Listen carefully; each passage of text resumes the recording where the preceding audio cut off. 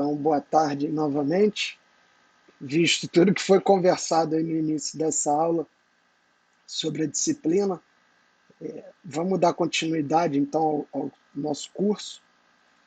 Então, hoje a gente vem tratando de diversos métodos aí e hoje novamente vamos abordar dois métodos que eles têm algumas características em comum. Claro que eles são bem diferentes, mas algumas coisas são parecidas. E aí eu achei que dava para colocar isso aqui numa aula só. A gente vai debater um pouco hoje sobre energias com fonte de hidrogênio, né? E depois de biomassa, tá legal? Então, de uns tempos para cá, a gente vem escutando falar de hidrogênio como fonte de energia, como combustível para máquinas, principalmente. E ele é interessante porque, então, como está sendo dito aí, é o elemento químico mais abundante no universo, né? Nosso planeta tem presente aí 70% da superfície dele de hidrogênio. Então, não é um, assim, inicialmente não é um problema a escassez do hidrogênio. Nós não consideramos o hidrogênio como uma fonte esgotável, né? No entanto, nunca se sabe, a gente não pode dizer no futuro, dependendo de como. E no futuro a gente pode pensar daqui a 100, 200 anos, né? Coisa longa. Nunca se sabe o que vai acontecer, então se a gente resolver aí mudar completamente o foco só para hidrogênio, nós podemos vir a ter algum tipo de problema. Mas isso é especulação, né? No entanto, atualmente nós consideramos como um recurso inesgotável. Aqui é a fórmula química, então nós vamos ver algumas reações aqui na aula de hoje, mas lembrando que o nosso curso, nossa disciplina é de engenharia mecânica, então nós estamos focados não nas reações químicas, e sim nos processos mecânicos macroscópicos aqui desse tema, né? Então aqui seria a nossa molécula de hidrogênio, né? A gente encontra ela em formato de H2, com uma ligação aqui simples, é o átomo mais simples que existe, e é assim que é representado. Então, o interessante do hidrogênio é o seguinte: além de tudo, né, de que é óbvio, ele pode ser uma fonte de energia limpa, renovável, inesgotável, ele ganhou muito sucesso pelo fato de que ele pode ser armazenado e transportado. Então veja você, né?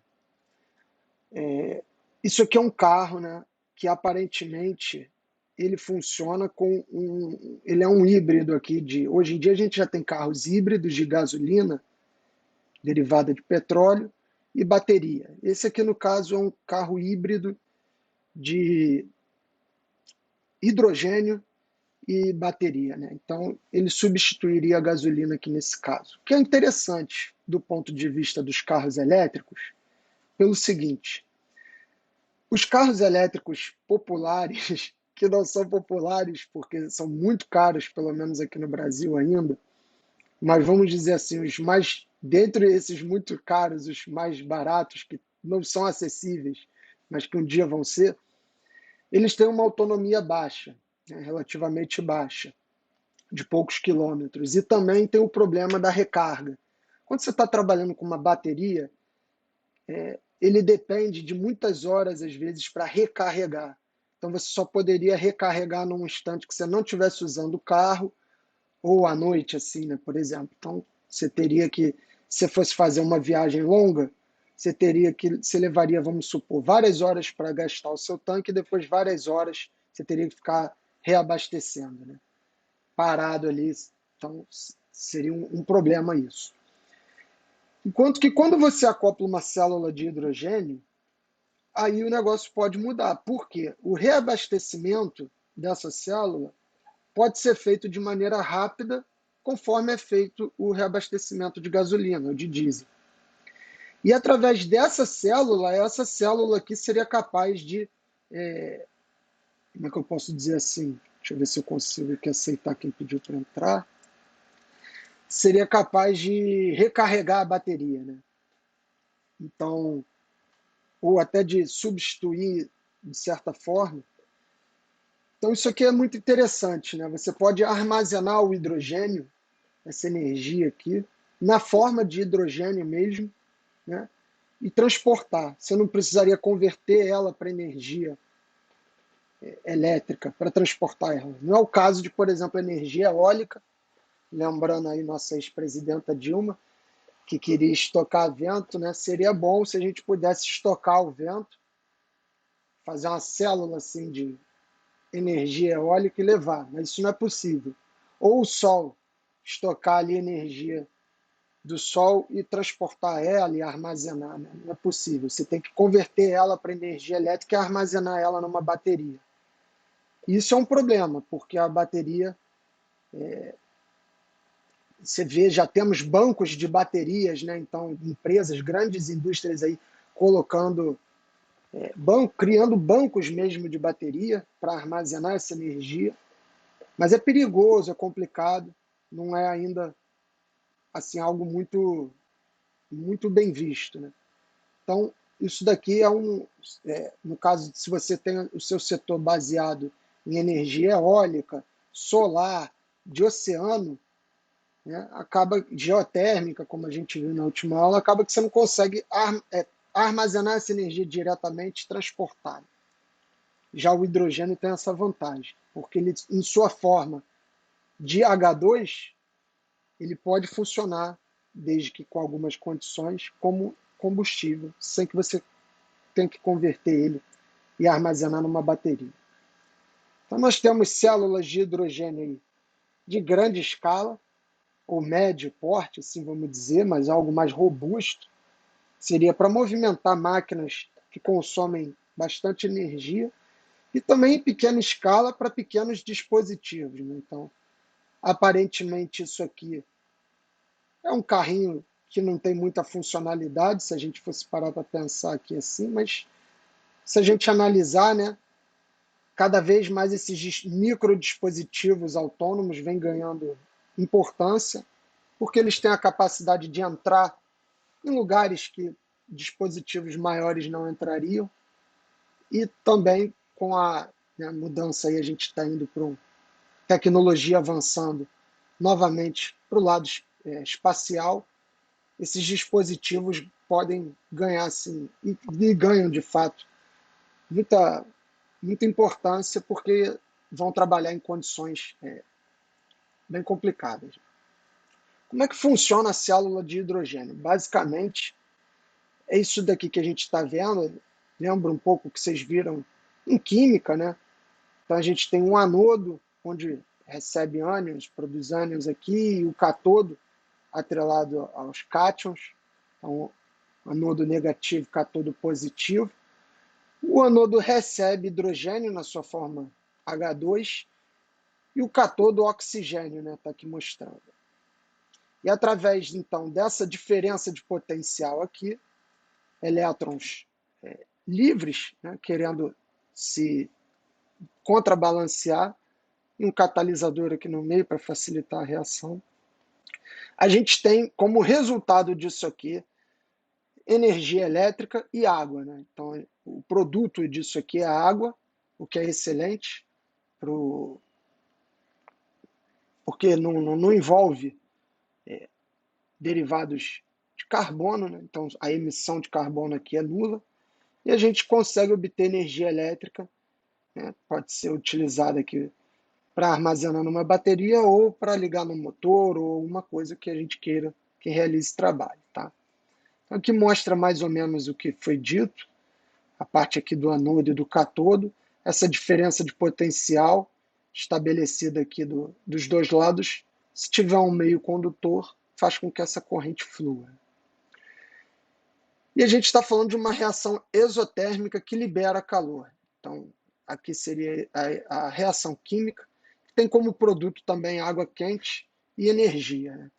Então, daqui vem algumas questões que é interessante, porque eu achei legal que no trabalho, e pelo menos até agora, ninguém ainda me perguntou sobre aquela reportagem de um brasileiro que fez uma célula de hidrogênio caseira e rodou 2.000 quilômetros com 1 litro d'água, né?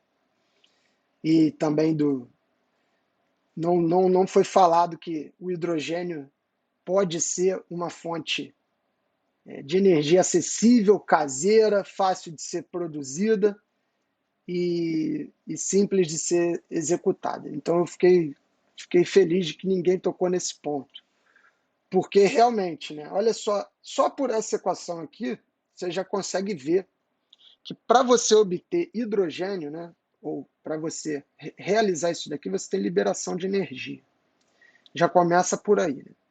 Então, você tem liberação de energia, não é algo simples. Essa energia aqui ela precisa ser contida, precisa ser mensurada, precisa ser, como é que eu posso dizer, protegida, né? Para que você não tenha explosão ou qualquer coisa do tipo. Outra coisa é que se esse projeto que o brasileiro fez fosse realmente algo relevante, que pudesse ser econômico e tecnologicamente viável, ele estaria rico e várias empresas no mundo comercializando essa tecnologia. E não foi isso que aconteceu. Ninguém sabe onde é que o cara está e não tem.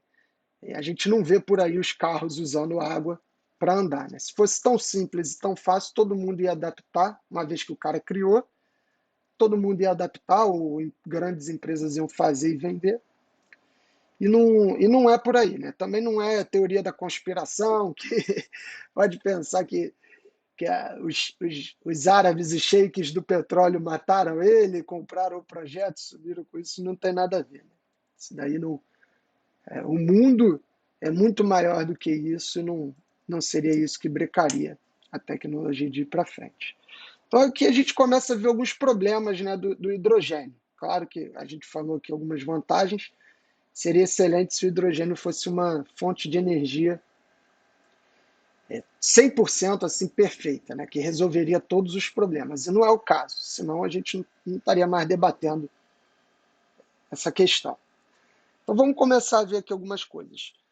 Existem alguns tipos de fonte de energia primária, né? Então existe em sua forma livre na natureza. Por exemplo, o Sol, energia, né, da radiação solar, a gente vê, ela chega aqui a uma energia na sua forma livre. Nós podemos utilizar ela. Energia eólica também, nós podemos pegar aqui de sua fonte primária, existe o vento, né? O vento existe, a fonte de energia que é o vento, ele existe, livre na natureza, pode ser usado para gerar até aqui um motor. Agora, o hidrogênio não, né? O hidrogênio a gente não encontra na sua forma livre na natureza. Não existe H2 disponível na natureza. Existem diversos compostos que carregam hidrogênio. Então, por exemplo, a água é um deles, os hidrocarbonetos, né, como os derivados de petróleo, inclusive. E aí começam os problemas. Para você obter hidrogênio, né, na sua forma de H2, que é o que é necessário aqui, o oxigênio, a gente precisa então de oxigênio, olha o que está entrando aqui, oxigênio e hidrogênio. O oxigênio a gente tem, H2, O2, né? Agora o hidrogênio a gente não encontra. E aí que estão os problemas. Né? Você obter um tanque desse aqui de H2 é algo muito complexo e difícil. Porque você precisa extrair ele de outras moléculas, como da água, dos derivados de petróleo.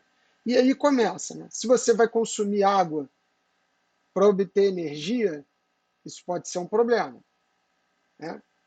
Se você vai consumir derivados de petróleo, consumíveis que têm carbono nele, isso pode ser um problema também, porque você está utilizando o hidrocarboneto ou o que for para obter hidrogênio, mas e qual vai ser o resultado disso? Então, a decomposição da molécula da água, a água é uma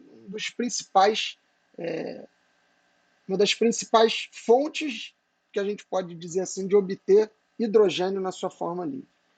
Então, a partir da decomposição da molécula da água, que é uma reação endotérmica, né, que absorve calor, então o produto final aqui tem mais energia do que o início, né? Ela pode ser vista aqui como a gente está dando aqui, né, onde a gente tem moléculas de água formando oxigênio e hidrogênio. Então, ela requer muita energia também e altas temperaturas para essa reação ocorrer. Então, já é mais um problema. Então, como a gente tinha falado, né, a eletrólise também é uma maneira muito comum de se obter hidrogênio. Eletrólise nada mais é do que a quebra dessa molécula agora utilizando energia elétrica.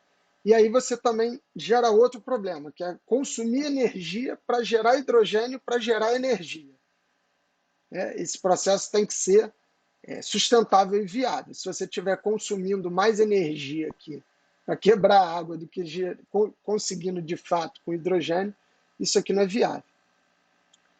Então, pensa aí, né, você. E aqui vem outra coisa do hidrogênio caseiro, né? Muita gente que vai, essa solução aqui, ela precisa estar geralmente joga sal de cozinha, NaCl aqui, para aumentar essa diferença de potencial. E o produto disso, tudo bem, do lado do cátion é Na+, mas do outro lado aqui do anodo, você vai ter produção de gás cloro, que é altamente tóxico, pode, então, levar a problemas, né? Das pessoas, dos animais, do ambiente. Então, não é tão simples produzir hidrogênio de forma caseira e sem segurança. Você pode ter, além de explosão, porque é um gás inflamável, resíduos tóxicos. Muitas vezes a eletrólise é a maneira mais comum de você ver aí essa forma simples de se fazer. E então você pode ter esse tipo de problema. Então, muito cuidado quando escutar por aí ou quando for ver um vídeo de alguém falando que é simples, que fez ali, que deu certo. Não é bem por aí, tá? Então, a maioria dos eletrodos que são utilizados são feitos de aço carbono, e não é à toa que a indústria metalúrgica, né, do aço é uma das que consomem mais hidrogênio e energia no mundo. Então pensa você que para produzir aço, você vai precisar de energia de altas temperaturas, né? E isso também é uma coisa que vai consumir energia para gerar esse eletrodo, para ser utilizado aqui, né? Vai consumir energia para criar o eletrodo para ser utilizado aí para gerar energia. Então, isso tem que ser levado em consideração. Então, a eletrólise, ela é o seguinte, né? A gente vê que pode ser feita de forma simples até, mas o interessante é quando você começa a utilizar outros recursos para gerar essa energia necessária para a quebra da molécula de água. Então, se essa eletricidade vem de painéis solares, ou de uma energia eólica, por exemplo, ou de uma energia do oceano, geotérmica, esse processo já começa a se tornar sustentável e ficar melhor. A termólise é outra maneira de se obter, né, hidrogênio na sua forma livre, que agora a partir de elevadas temperaturas. Então você pega a água, coloca num vaso de pressão e recipiente lá, e vai aumentando a temperatura. Ela vai virar vapor, e quando chegar acima de 2.000 graus Celsius, você começa a ter a separação aí do hidrogênio do oxigênio. Então, isso também consome energia, e novamente essa energia deve vir de fontes renováveis, tá? Ou limpas, né? No caso aqui da nuclear, ela é muito utilizada para, né, para se realizar a termólise e obter hidrogênio na sua forma livre. No entanto, ela não é uma fonte renovável. Então a gente tem que estar atento a isso, mas é uma fonte, vamos dizer assim, limpa, né? E que tem alta densidade energética. Então é interessante utilizar energia nuclear para chegar nessa temperatura aqui e obter hidrogênio. Tá? Aqui, por exemplo, já está sendo mostrado o que foi falado no slide anterior, né? Então representa um método considerado como renovável e livre de emissões de carbono. Se você utiliza esses métodos que a gente vem vendo ao longo do curso para chegar a essa temperatura ou para obter corrente elétrica e realizar ou a eletrólise ou a termólise. E com isso vem algumas denominações do tipo de hidrogênio, né? O produto final disso que a gente quer obter hidrogênio na forma livre para poder utilizar ele como combustível. Então, dependendo da forma como você obtém esse hidrogênio, ele é classificado aí, os principais são o hidrogênio cinza, o hidrogênio verde e o hidrogênio azul. tá? Mas é claro que vão ter várias nuances aí e a gente não precisa ficar também atento a todas. Aqui ele bota, né, o hidrogênio realizado aqui da eletrólise com energia normal da rede elétrica é o tal do hidrogênio comum, o branco, né? Se a gente pegar aqui uma fonte de energia nuclear ou renovável para realizar a eletrólise, a gente tem o tal do hidrogênio verde, descarbonizado. O hidrogênio cinza é aquele que já foi obtido através de fontes com derivado de carbono aí, né? Então, gás natural, carvão, né? E através desses processos de, como é que eu posso dizer? Reforma de vapor e gasificação, que a gente vai ver nos próximos slides, são processos também para obter hidrogênio. Mas eles vão dar origem ao ditos aí hidrogênio cinza e hidrogênio marrom, tá? E o hidrogênio azul é o descarbonizado, quando você pega o produto desse processo aqui, remove o carbono dele, então você tem aí como resultado o gás carbônico, CO2, dióxido de carbono. No entanto, você tem como resultado também, então isso aqui, repara que isso aqui pode ser tratado, pode ser administrado, e esse hidrogênio aqui, de certa forma, está descarbonizado. São denominações. Ciclos metalúrgicos. Então, repara que, como a gente falou, a eletrólise é um processo que consome muita energia pelo fato dela acontecer num processo só, né? De um lado, ele acontece, né, aqui apenas em dois recipientes e de um para o outro você já tem aí a eletrólise. Aqui a hidrólise é mais ou menos a mesma coisa, só que agora em etapas separadas. Então, conforme você vai realizando as etapas nesses ciclos metalúrgicos, né, para produzir aço, para produzir outros derivados, você tem como, a partir desse processo, ir separando o hidrogênio que vai sendo gerado, né, para obter no final hidrogênio aí da forma livre, que é o caso aqui.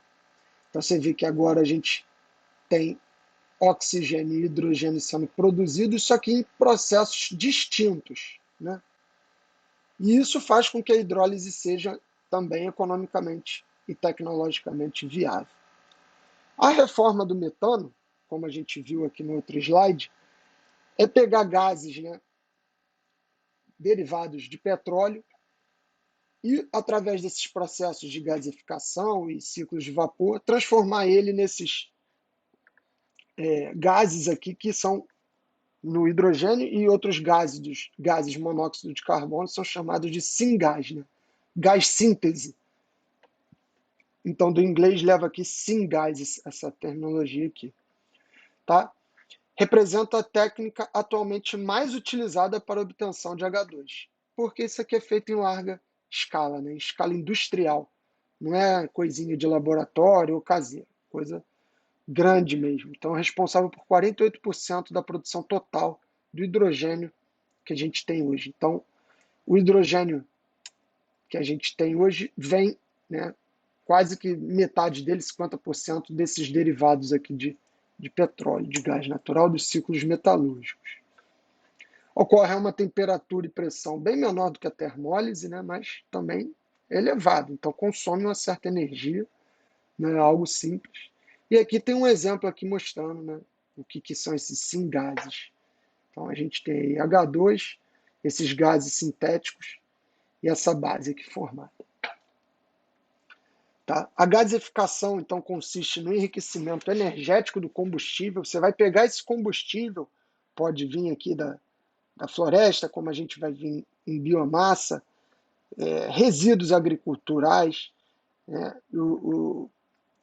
Os resíduos de animais e de pessoas, o esgoto, no caso, resíduos da indústria, e colocar isso tudo numa, como é que a gente pode dizer? Numa caldeira, né, dessa biomassa de gasificação, e a partir desses gases que são obtidos nesse processo, separar e obter hidrogênio. Então, agora, nesse caso, é um processo endotérmico que absorve calor e requer altas temperaturas. Tá? Para a gente terminar aqui a parte de hidrogênio, então, quando você estiver pensando em dispositivos que realmente funcionam com hidrogênio, hoje em dia, diferente do que é muito pensado, as maiores máquinas hoje em dia que são movidas a hidrogênio não são carros, nem máquinas operatrizes, são empilhadeiras, forklift, né, como eles chamam. Isso aqui está ganhando um grande desenvolvimento na Europa, Estados Unidos e Canadá. Tá? Se você parar para pensar quanto que uma empilhadeira gasta de energia, porque ela carrega altas cargas, né? Vai levantar aqui uma carga pesada e vai transportar de um lugar para o outro, às vezes vai levantar, né, então você calcula o trabalho que tem que ser realizado para levantar 1 metro, uma carga de 1 tonelada, de 500 quilos, 1 metro, 2 metros, 3 metros, vai vendo. Então, esses não deixa de ser um carro, só que não é um carro de transporte, é um carro de operação de elevação de carga. Né? Então, esses dispositivos, esses veículos aqui são onde está sendo mais aplicado hoje em dia os tanques de hidrogênio com uma célula em cadeia e uma bomba e um motor aqui para fazer com que esses veículos aqui se locomovam. Então, e a partir de combustíveis fósseis, né, para obter H2 a partir de combustíveis fósseis, tem se alcançado em laboratório aí de 2.000 a 5.000 sóis. Então, eles medem em sol porque começa a ficar algo muito grande aqui. Um sol equivale a 1 kW por metro quadrado. É uma densidade aqui de potência. Então, você tem uma ideia de quanto que já está sendo alcançado em laboratório. Então, aqui um esquema mostrando para a gente o que está acontecendo aí. Então, o hidrogênio pode vir basicamente da água ou de combustíveis fósseis. Né? Aqui ele está mostrando a energia solar, mas você pode usar outro recurso limpo e renovável. Tá? Então, você tendo água ou combustíveis fósseis, mais energia disponível, de preferência energia limpa e renovável, você é capaz de realizar a termólise, ou os ciclos termoquímicos, ou a reforma do metano, ou a gasificação, ou o craqueamento, que é um outro processo, que pega esses combustíveis fósseis e transforma em hidrogênio livre, e obtém aí hidrogênio. Aqui ele colocou solar, porque foi utilizada energia solar, né? Mas seria um hidrogênio de fonte, vamos dizer assim, utilizando energia limpa e renovável. Tá? Passando agora para energia de biomassa, a gente já começou a falar um pouco disso nessa parte de hidrogênio, e aqui a gente tem um esquema de como que funciona o processo, né? Conversão de energia. É semelhante ao que se faz com gasolina, né? Com petróleo, com uma diferença. A primeira é que a gente já conversou, né? Lá no início do curso. Quando você obtém petróleo, você está tirando uma energia que estava presa lá debaixo da terra há muitos e muitos anos, né? Muito tempo, séculos, milênios, e está jogando essa energia para o meio ambiente e os derivados também, né? Os gases. Então, essa é uma energia que não era contabilizada no ciclo, né, de renovação do meio ambiente da Terra, que está sendo adicionada. Quando você vem aqui, corta uma árvore, transforma ela em madeira e obtém energia, né, a árvore transforma ela em madeira, transforma ela em carvão, podemos dizer assim, e a partir disso obtém energia, essa energia que estava contida dentro da árvore, assim, por assim dizer, na forma biológica, química, ela já existia no meio ambiente. Né? Ela veio de algum lugar do meio ambiente, de animais, de sementes, de coisas que envolvem isso tudo. Né? O animal morre, o fungo vem, decompõe, depois o fungo morre, o fungo é feito de moléculas, o animal também era feito de moléculas, essas moléculas se separam, porque o animal deixa de existir e o fungo também, então essas moléculas não podem sumir, né? Elas têm que ir para algum lugar, elas continuam existindo, só que de forma separada. E aí, depois elas se renovam, vão se juntar para dar origem a outro ser vivo, outra coisa, e por aí vai. Isso é até um ponto assim que eu já li, fugindo aqui um pouco da disciplina, que tem um pessoal aí mais espiritualizado que considera isso como um tipo de reencarnação, né? Fugindo aqui da disciplina, então, tem gente que considera isso pelo seguinte, né? Quando você morre, as suas moléculas se desassociam de você, você deixa de ser você, as moléculas, os átomos se separam, as moléculas, né? E depois elas vão recompor outro ser vivo. Então isso daí pode ser encarado aí como um certo tipo de reencarnação científica. É claro que até hoje não foi comprovado a consciência, né? A consciência ela não volta, pelo menos não foi comprovado cientificamente. Não estou querendo entrar no mérito da espiritualidade de ninguém, que pode ser que considere isso. Mas cientificamente falando, a gente ainda não comprovou o retorno da consciência, mas de certa forma pode considerar isso daí. Mas enfim, isso é outro papo, né? Voltando aqui para o nosso tema, você tem aqui uma área de reflorestamento, isso aqui é importantíssimo. Você vai começar a consumir matéria orgânica, se não for esgoto, se não for excremento de animal, de pessoa, ou outros derivados assim, é interessante você ter uma área de reflorestamento, você vai começar a plantar a árvore para queimar a árvore, então tem que ter o reflorestamento. Lembrando que a queima é muito mais rápida do que o crescimento, né? Então, isso daí tem que ser bem pensado. Vai aí a engenharia ambiental fazer o seu papel. Basicamente, são derivados, né, como a gente vai ver, bagaço, cana-de-açúcar, derivados desses processos, porque realmente plantar árvore para queimar árvore não fica muito interessante. Mas se você já vai plantar cana-de-açúcar, vai tirar a cana, e a partir disso tem várias partes da cana, como o bagaço, depois que você moe ela, ou a folha, ou alguma parte ali que não é utilizada para você comer ou realizar alimento, você poderia pegar essa parte, né? Não deixar para o fungo decompor, pegar você, decompor ele, e a partir disso, não você, né? A caldeira aqui, o forno decompor, mas por intermédio por ação sua, e você assim obter energia, né? Vapor, e poder gerar uma turbina e obter finalmente aqui a energia elétrica, que é o objetivo, né, do que a gente está falando aqui. Só para você ter uma ideia, para aqui para você analisar, ó, aqui essa figura, tá? Tirei do livro, ela mostra para a gente a potência instalada a partir de biomassa no Brasil, em megawatts, tá? Baseado aqui na ANEEL de 2016. Então, vamos ver aqui o que basicamente gera para a gente de cana-de-açúcar, né? Bagaço, licor, resíduo de madeira, biogás, capim-elefante, carvão vegetal, casca de noz, né, e óleo de palmiste, né, tá? Você vê aí. Então, isso daqui que gera energia de biomassa no Brasil. A gente vai entender também por quê, é um recurso relevante aqui no nosso país, tá? Biomassa representa aí, acho que 10%, deixa eu ver aqui, ó, já lembrar aqui, ó, biomassa 8,5% nessa fonte. Então, se a gente contabilizar aí que outras fontes podem dizer alguma coisa para mais ou para menos, está em torno disso aqui. Então, se a gente comparar, ó, a hidráulica, né, vence, e aqui, comparado com os outros, a gente tem a biomassa bem relevante, né? Então, isso daqui mostrando aqui um gráfico por regiões.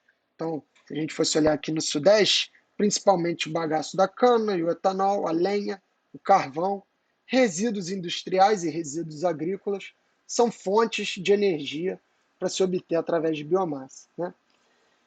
E aqui a contribuição de cada uma, tá? Então, como a gente tinha falado no início da, da aula, tá? A gente vê aqui, ó, emissões de gases estufa, GEE, gás estufa, gás de efeito estufa, por setor no Brasil durante esses 25 anos aqui. Então, de 1990 a 2015, o livro mostra para a gente os setores que emitem gás estufa no Brasil. Vamos lá, presta atenção. Energia. Agropecuária, aqui, ó, maior de todos, tá? Disparado. Pode olhar. Resíduos.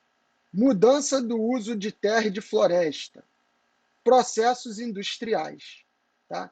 Então vamos lá. Alguém aqui tem empresa de agropecuária, mexe com agropecuária? Conhece alguém? Provavelmente não, né? Alguém aqui tem empresa de processos industriais de larga escala? Conhece alguém que é dono de empresa de processos industriais? Também acho que não. Eu também não. Tá? Mudança de uso de floresta e terra. Né? Então já fica difícil da gente mudar um móvel dentro de casa. Imagina se a gente vai influenciar na mudança de uso de terra e floresta no Brasil. Então ninguém aqui está envolvido diretamente nesses processos, tudo bem? Que emitem gases de efeito estufa. Então não é a conscientização pessoal ou você parar de, como disse o presidente aí, fazer cocô dia sim, dia não, né? Não é a gente que vai fazer diferença nesse gráfico aqui, tá? É só você reparar aqui, ó, quem é que está prejudicando o meio ambiente aqui, no caso dessa análise aqui, dessa fonte no Brasil, tá? Então não é a gente, é isso daqui que tem que ser levado em consideração. E aqui uma justificativa por que a energia de biomassa é tão interessante no Brasil, né? O que acontece? Se a gente olhar aqui, esse daqui é um gráfico, né? A gente viu através desse slide aqui que o principal recurso que a gente utiliza para obter energia são as hidrelétricas, né? Recursos hidráulicos. E vira e mexe a gente sabe que tem problema com seca, então não choveu, faltou água, os níveis abaixaram, vai ter racionamento de energia, o preço da energia vai subir, né? Isso tudo impacta na inflação. Não é à toa que a gente está vivendo o cenário que a gente está hoje. Todo mundo sentindo aí na pele o efeito da inflação e da falta de energia. A conta de luz aumentou significativamente. Enfim. Então, quando a gente tem esse período aqui, ó, repara que aqui é como é que eu posso dizer? Energia, né, oriunda aqui em megawatt por mês ou por ano, oriunda das águas, dos recursos hidráulicos. Né? Então a gente vê que aqui tem um pico significativo, que é no início do ano, de janeiro a abril, vamos dizer. No entanto, depois vem a época de seca, que eventualmente é bem prejudicial. Então, repara que exatamente nesse momento é o instante da safra de cana-de-açúcar, né? Que é o principal aí, como a gente viu, ó, bagaço de cana-de-açúcar, principal produto para se obter energia, principal recurso para se obter energia de biomassa. Então isso aqui estrategicamente no Brasil funciona muito bem. Se a gente conseguisse desenvolver esse setor, seria ótimo, porque ele calha justamente, você vê que ele tem aqui um patamar, ele é muito mais estável do que a chuva, né? Os recursos hidráulicos, e ele calha justamente no período onde a gente tem essa dificuldade. Então, isso aqui seria excelente e é estratégico no Brasil. As tecnologias associadas a gente pode separar aqui como pequeno porte, as que utilizam, as que estão abaixo aí da conversão abaixo de 200 kW, e acima disso já é considerado médio e grande porte. Então a gente tem forno meia laranja, você vê que não é algo muito difícil de se construir, tá? Não requer tanta tecnologia e tanto investimento, é até um recurso viável para comunidades que vivem de maneira afastada, não têm acesso, e estão começando aí a se desenvolver. E gasificadores também para o caso de maior porte, grande porte, quando você está falando de ciclo de vapor e coisa mais industrial. Então, a gasificação de biomassa, ou seja, pegar aquela biomassa lá e transformá-la num gás, está dito aqui, dá origem aos gases sintéticos que a gente viu, tá? Então aqui eles, ó, listados, alguns, né? Então, monóxido de carbono, dióxido de carbono, água, nas certas concentrações, tá? E pode ser formado aí os gasificadores, então tem dois tipos, né? O de processo contínuo, onde acontece em vários reservatórios, ou o processo único, por batelada, onde você coloca todo mundo aqui junto e obtém o produto final. Então, aqui a gente vê um esquema, novamente aqui, o bagaço entrando aqui no forno, o forno queimando esse combustível, vai esquentar a água vai virar vapor, né?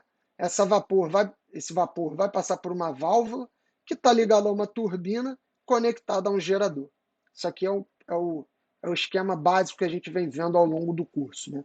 Com a diferença de que agora a gente tem a biomassa entrando aqui como combustível para obter essa energia. No entanto, daqui para cá, ó, a partir do 2 até o 4, é o que a gente vem vendo a disciplina toda, né?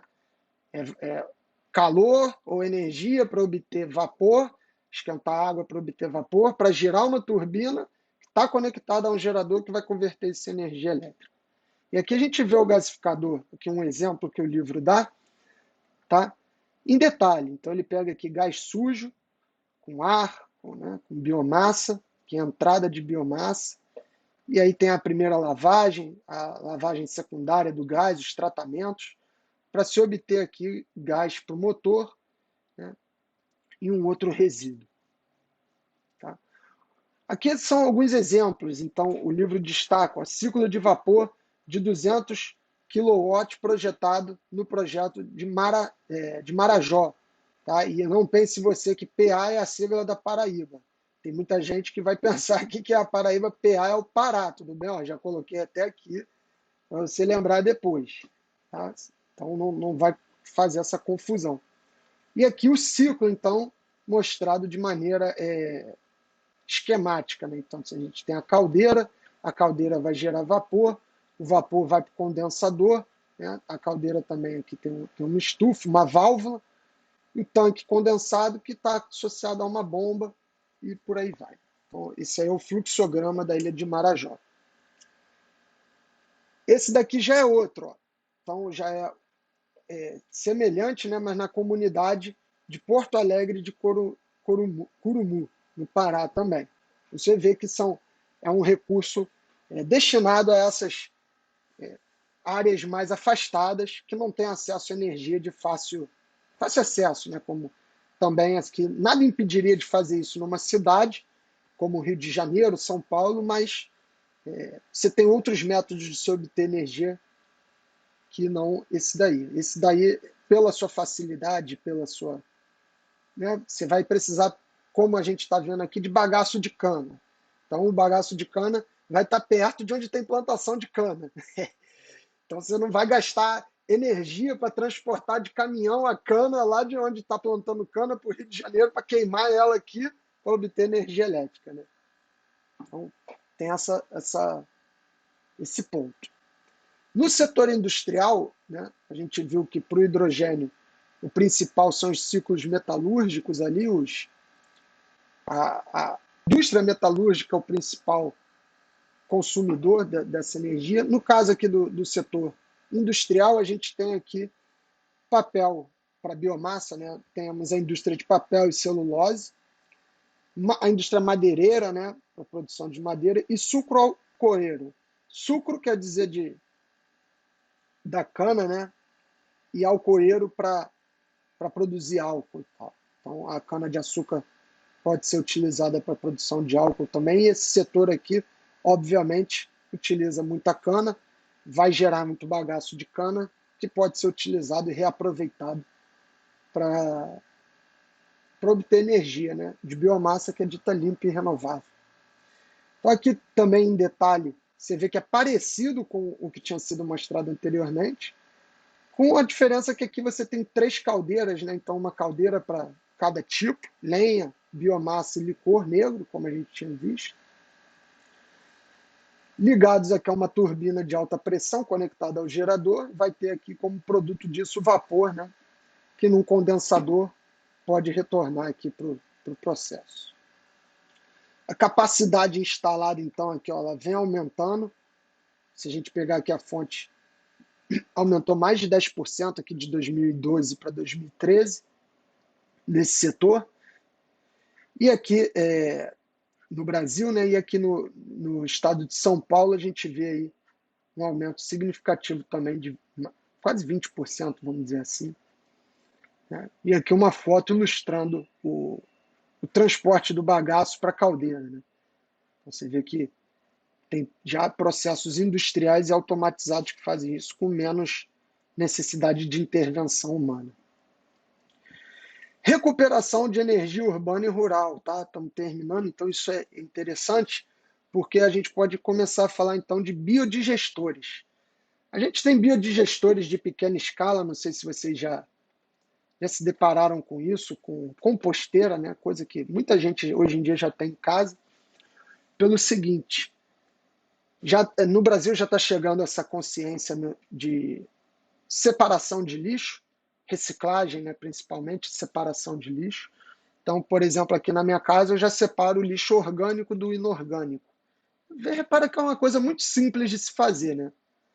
E agora eu estou falando aqui de coisa individual de pessoa, mas é claro que isso pode ser expandido para a escala industrial, como é o biogás, o biodigestor aqui industrial. Só que a gente pode começar a pensar no de pequeno porte. Né? Então, uma coisa simples de se fazer é você separar o orgânico do inorgânico. O que é orgânico? São aqueles restos de comida, coisa que poderia, que já foi alimento, que é um alimento. Né? Então, resto de casca de banana, casca de ovo, aquela comida que fica no prato ali, aquele restinho que você raspa assim no lixo, enfim.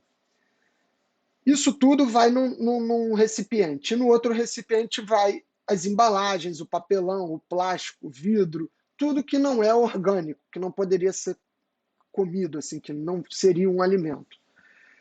E então, esse lixo não orgânico está limpo, porque se era, por exemplo, a embalagem de um iogurte, eu comi o iogurte, vou lá, jogo água, limpo e já separei. Essa parte está limpa, né? Depois que seca, está tá limpo. Então não é aquela coisa que atrai bicho, que vai apodrecer, né? Se ficar ali 2, 3 dias, não vai dar mau cheiro, porque a embalagem foi lavada, está limpinho. Isso evita de eu ficar trocando lixo toda hora, porque eu tenho um lixo pequeno e um lixo grande. O lixo grande entra o inorgânico, ou seja, pode acumular. Então eu posso ficar jogando ali papelão, dobrar o papelão, amassar ele todo, ficar jogando lá que não vai dar bicho, não vai dar mau cheiro. E um lixo pequenininho, que é o orgânico. Então esse aí eu troco, mas eu não fico trocando várias vezes ao dia, porque a minha lixeira não está completa, né? Assim, como é que eu posso dizer? Porque não estão os dois misturados. Então a lixeira ainda não está cheia e isso facilita. E aí muita gente tem, eu não tenho, né? Mas muita gente tem uma composteira, que são, como é que eu posso dizer aí? Níveis de gavetas de terra com bactérias e minhocas específicas para digerir. Então você tem ali mais ou menos 3 gavetas, né? Como se fossem 3 gavetas assim de terra, onde você vai jogando esse lixo, ao invés de você jogar na lixeira do prédio ou colocar no caminhão de lixo, você já vai jogando ali nessa composteira, na gaveta de cima, né? O lixo orgânico, esses restos de comida. E essas minhocas e bactérias, isso fica tampado, é óbvio, todo enclausurado, para elas não fugirem. E essas minhocas e bactérias vão digerindo e comendo, né, esse lixo. O produto final disso é chorume. Então esse lixo, assim, em teoria, desaparece, porque as minhocas e bactérias digeriram ele. E o produto disso é chorume, né? Aquele líquido. Então já tem uma válvulazinha, tipo aquela de bebedouro, né? De filtro de água, que você abre e sai esse líquido Você vem com a garrafa ali, tira ele, você pode fechar e descartar ele de forma separada ou utilizar ele para regar as plantas, né? Isso daí é um fertilizante de alto valor, né? Então, chorume é considerado um fertilizante natural de altíssimo valor, muito bom para as plantas. Então, isso daí em pequena escala. A gente pode pensar que em larga escala, industrialmente falando, de biodigestores industriais, né? Onde você vai ter aí geralmente eles são fica uma parte para fora da terra e outra parte para baixo, e ali esses agentes biológicos, bactérias e outros, vão realizar essa digestão do processo, gerando gás que pode ser utilizado para a obtenção de energia. Então, isso aqui está sendo mostrado nessa figura e nessa outra aqui, né? Oi, pode falar. É,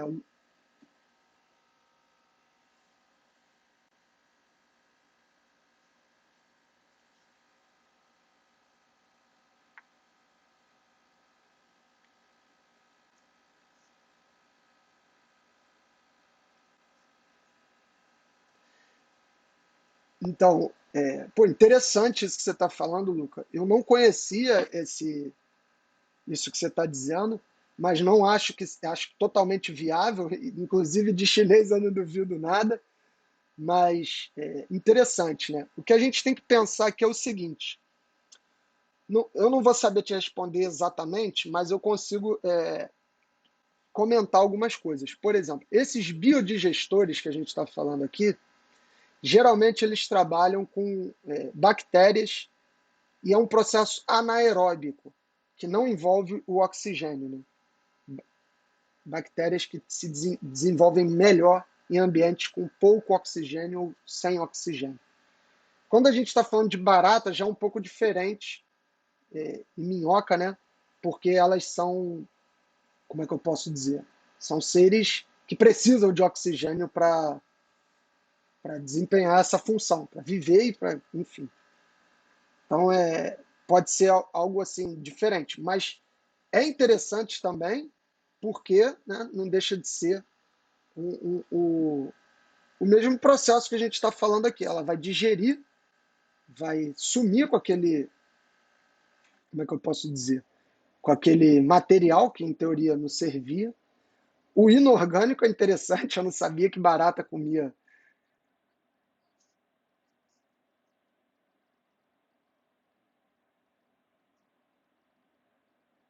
Mas mas com barata ou com bactéria? Pô, interessante. Eu não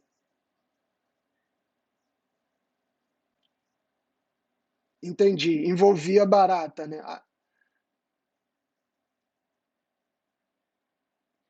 Interessante, porque eu nunca vi assim a barata ser atraída ou comer plástico, mas a gente pode estar falando de um outro tipo de barata e de um plástico que tem alguma coisa ali. Eu não sei do que a gente está falando, né? Mas você viu, então, assim, estou especulando que pode ser ou com alguma coisa ali que ela confunde o plástico, acha que é alimento ou tem alimento misturado.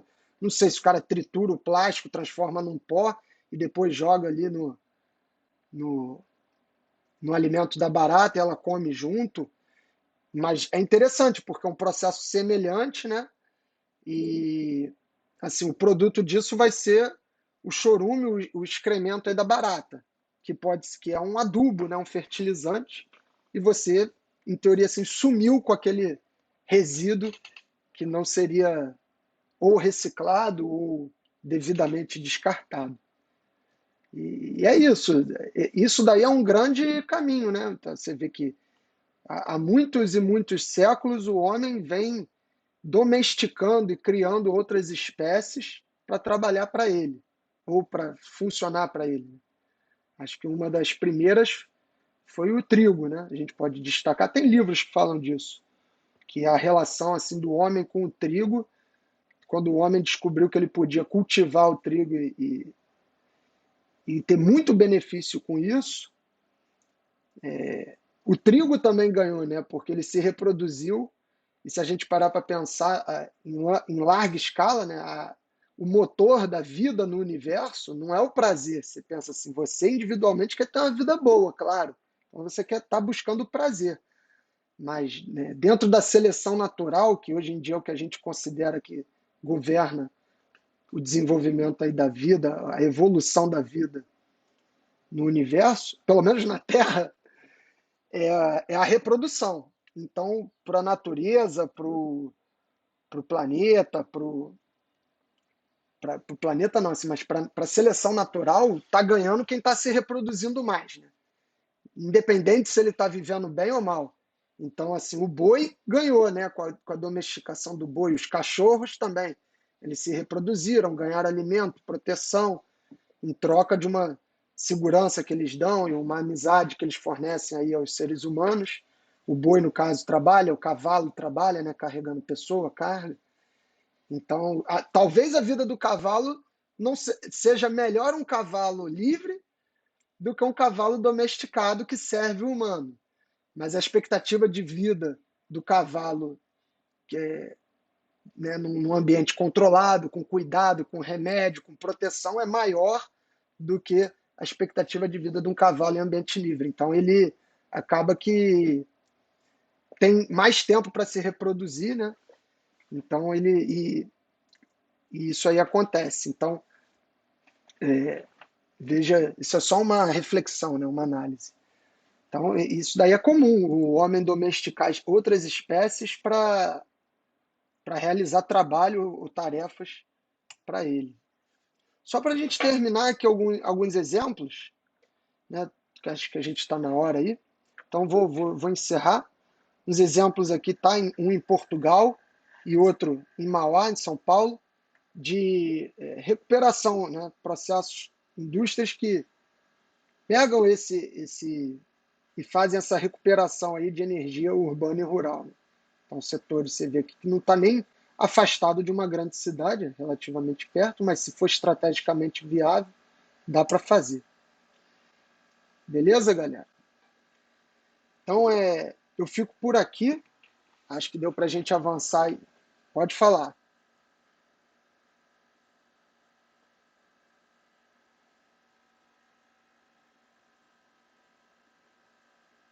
Aham,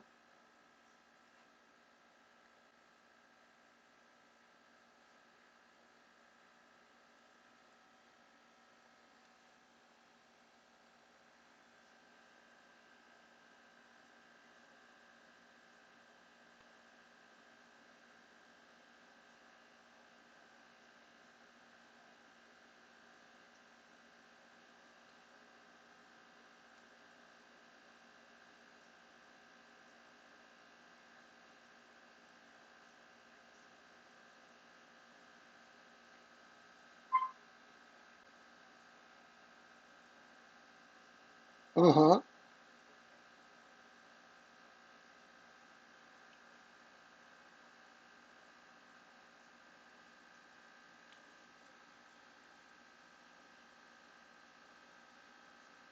bacana.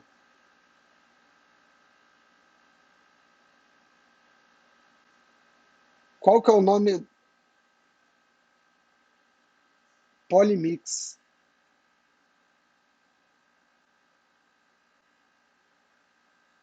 Pô, bacana. Então, pô, show de bola. É interessante isso, você vê. Existe sim, vários. Se você for procurar, tem vários outros processos que você pode aderir aí, né? A gente falou aqui de forma básica, os principais, mas olha só que interessante aí, o pessoal próximo, né, de Cabo Frio, não é? A gente não está falando de Europa, de Estados Unidos, desenvolvendo o aprimorando o processo, né? Criando novas técnicas. Não sei como é que foi para descobrir isso, né? Se houve pesquisa, se foi por tentativa e erro, como é que foi, mas interessante, sendo de qualquer forma que seja, interessante que foi aprimorado, né? Você vê, é, é mais fácil colocar fogo num pitoquinho de madeira do que num tronco gigante, né? Então, acho que foi a partir desse princípio assim que os caras tiveram essa sacada de reduzir o bagaço a quase um pó aumentando assim a superfície de contato dele, né? Se você pensar, é isso que está acontecendo. E depois, na hora que ele vai incinerar, ele consegue até obter mais energia, de repente de forma mais rápida até. Bacana. Quem foi que falou? Não consegui ver aí. Lucas. Bacana, Lucas. Pô, obrigado aí também pela contribuição.